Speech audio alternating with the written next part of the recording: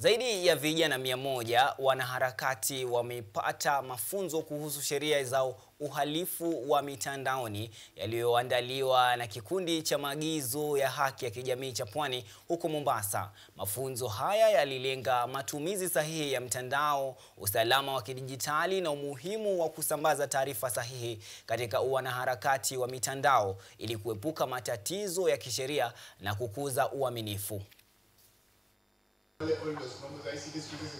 Kikundi cha maigizo cha haki za kijamii cha Pwani kimewapa mafunzo wanaharakati vijana zaidi ya 100 kuhusu sheria za uhalifu wa mitandaoni mjini Mombasa.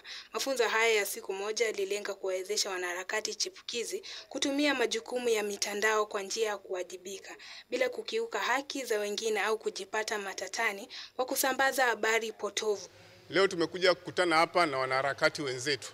Pia tumekuja kufanya recruitment ya wanaharakati hapa Kenya kwa minajili ya kuwafundisha kazi za wanaharakati na vile watajipanga na kufanya kazi. Muratibu Brandel Ouna alisisitiza umuhimu wa kuwajibika mtandaoni, hasa baada ya kampeni za mitandao ya kijamii iliyofanikiwa kushinikiza kufuatia kwa bajeti ya mwaka 2024-25. Aliongeza kuwa wanaharakati wengi vijana hawana mafunzo kuhusu sheria za tahama na ulinzi wa data, hasa inayowaweka hatarini wakikiuka sheria za mitandaoni. Sana kwa sababu wanaharakati sasa umeenda mitandaoni na pia kuna sheria inadhibiti utumizi mbaya wa mtandao. Tumekuja leo kuelezea vile kutumia mitandao kwa haki bila kukosea watu heshima. Christine Kabuya, mwanaharakati mchanga, alisema mafunzo hayo yalikuwa ya kufungua macho, akibainisha kuwa mtandao wa kijamii ni jukwaa muhimu kwa kuwajibisha viongozi. Mwanaharakati mkongo Michael Nato aliwahimiza vijana wenzake kushiriki taarifa sahihi ili kuepuka kuchukuliwa kama waongo ama wasioaminika.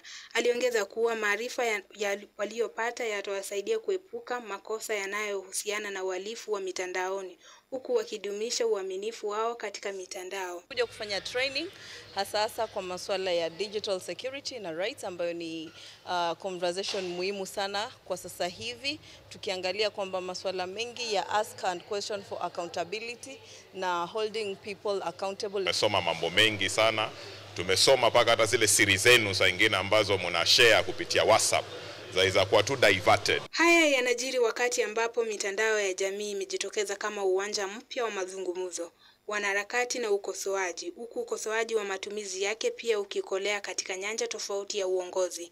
Rael Makona, KUTV.